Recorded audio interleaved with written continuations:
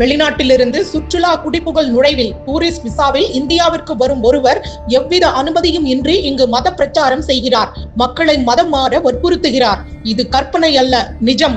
சொல்லப்போனால் தென்னிந்தியாவின் ஒரு சிறிய நதிக்கரையில் ஆசியாவிலேயே மிகப்பெரிய கிறிஸ்தவ ஆன்மீக கூட்டம் ஒவ்வொரு ஆண்டும் நடைபெறுகிறது.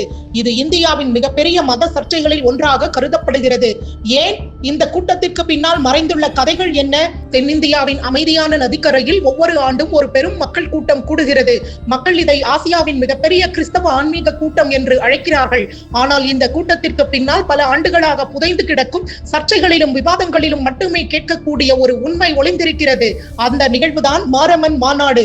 பந்தனம்திட்டா மாவட்டத்தில் உள்ள மாரமன் பகுதியில் பம்பை நதியின் பரந்த மணல் கரையில் 1895 ஆண்டு முதல் ஒவ்வொரு ஆண்டும் பிப்ரவரி மாதத்தில் இந்த நிகழ்வு நடைபெற்று வருகிறது.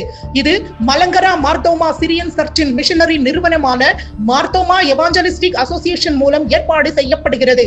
வெளிப்பார்வைக்கு இது சமூக பிரச்சனைகளை விவாதிக்கப்படும் மற்றும் ஆன்மீக வழிகாட்டுதல் வழங்கப்படும் ஒரு ஆன்மீக மாநாடாக தோன்றுகிறது. ஆனால் 1990களில் இந்த மாநாடு தேசிய செய்திகளில் மையப்புள்ளியாக மாறியது. பல இந்து அமைப்புகள் இந்த நிகழ்வின் பின்னால் மற்றொரு முகம் இருப்பதாக குற்றம் சாட்டின. அதுதான் மதமாற்றம். சுற்றுலா குடிபுகழ் நுழைவில் மட்டுமே இந்தியாவிற்கு வரும் பல வெளிநாட்டு பாதிரியார்கள் அரசின் அனுமதியின்றி இங்கு மத பிரச்சாரம் செய்வதாக குற்றச்சாட்டு எழுந்தது.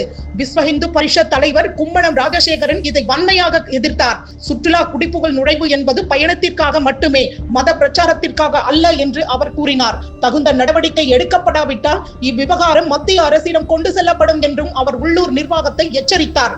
இத்தகைய நடவடிக்கைகள் குடிபுகழ் நுழைவு அனுமதி விதிகளை மீறுவது மட்டுமல்லாமல் நாட்டின் இறையாண்மைக்கும் அச்சுறுத்தலாக அமைவதாக அவர் நம்பினார். கல்வி மற்றும் சுகாதார சேவைகளின் பெயரால் வெளிநாட்டு மிஷனரிகள் ஏழை மக்களை கவர்ந்து மதம் மாற்றுவதாகவும் அவர் குற்றம் சாட்டினார். சர்ச்சை இத்துடன் முடிந்துவிடவில்லை.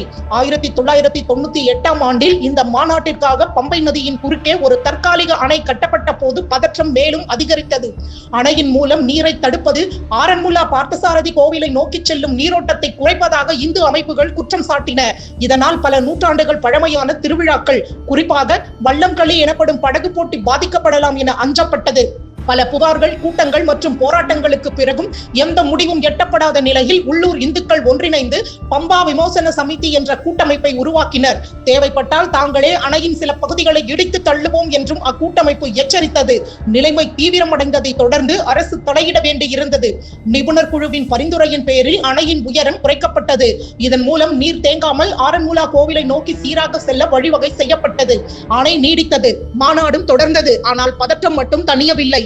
இது வெறும் ஆன்மீக கூட்டம் மட்டும் அல்ல, ஒரு மெதுவான பண்பாட்டு ஊடுருவல் என்று பல இந்து அமைப்புகள் நம்புகின்றன.